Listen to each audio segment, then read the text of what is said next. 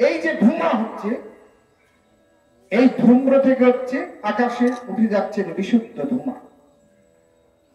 এই বিশুদ্ধ ধোঁয়া থেকে হচ্ছে মেঘ, মেঘ থেকে হচ্ছে বৃষ্টি, বৃষ্টি থেকে হচ্ছে শস্য, শস্য থেকে সৃষ্টির তত্ত্ব শুক্র বা বীর্য, যার থেকে আবার জানা যাচ্ছে।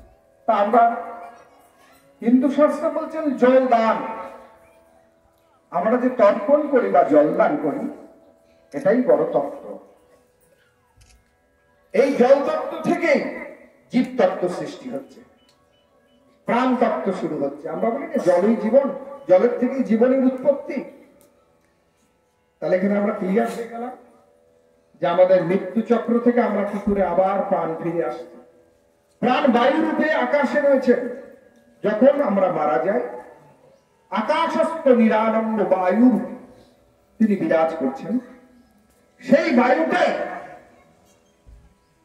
জল হয়ে ধুমো হয়ে জল হয়ে বৃষ্টি হয়ে নেমে এসে আবার মাটি হচ্ছেন, মাটি থেকে শস্য হয়ে আবার বীর্য হয়ে আবার সবুজ হয়ে যাচ্ছে।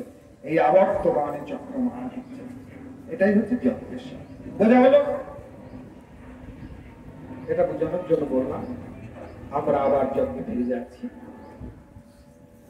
ভালো থাকবে সবাই।